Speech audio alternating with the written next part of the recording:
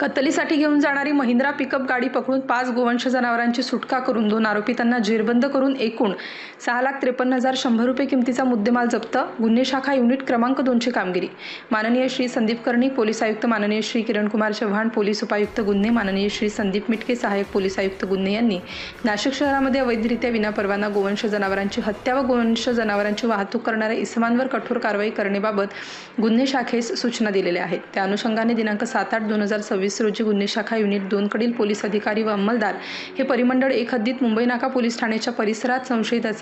संशयित इसमांचा शोध घेत असताना पोलीस हवालदार अतुल पाटील व मनोज परदेशी यांना त्यांच्या गुप्त बातमीदारामार्फत बातमी मिळाली की मुंबई आग्रा हायवेवरील द्वारका चौक येथे उतरणारे उड्डाणपुलाचे रॅम्पवरून एक MH15 CK 6405 या क्रमांकाचे महिंद्रा पिकअप वाहनामध्ये बेकायदेशीररित्या कत्तलीसाठी गोवंश जनावरे घेऊन बागवानपुरा येथे जाणार आहे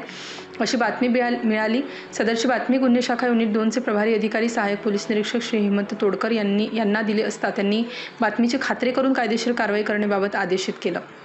त्यानुसार गुन्हे शाखा युनिट 2चे प्रभारी अधिकारी सहाय्यक पोलीस निरीक्षक श्री हेमंत तोडकर यांनी गुन्हे शाखेचे सहाय्यक पोलीस निरीक्षक डॉक्टर समाधान हिरे, श्रेणी पोलीस उपनिरीक्षक बाळू शेळके, सहाय्यक पोलीस उपनिरीक्षक शंकर काळे, पोलीस हवालदार सुनील आहेर, प्रकाश महाजन, अतुल पाटील, वाल्मिक चव्हाण, मनोज परदेशी अशांचे पथक तयार करून नमूद पथकाने मुंबई आग्रा हायवेवरील द्वारका चौक येथे उतरणारे उड्डाणपुलाचे रॅम्पजवळ सापळा लावून महिंद्रा पिकअप वाहन क्रमांक MH15 CK 6405 पकडून त्यातील 2 इसमांना त्यांचे नाव व पत्ता विचारले असता त्यांनी त्यांचे नाव रिजवान नूर आलम शेख वय 27 वर्ष राहणार चौक मंडई बिरबल आखाडा भद्रकाली नाशिक, रेहान हैदर बेग वय 29 वर्ष राहणार चौक मंडई बिरबल आखाडा भद्रकाली नाशिक असे सांगितले. त्यांच्या ताब्यातील महिंद्रा पिकअप वाहनाची पाहणी केली असता सदर वाहनामध्ये बेकायदेशीरपणे गोवंश जनावरे हे कत्तल करण्याच्या उद्देशाने वाहनात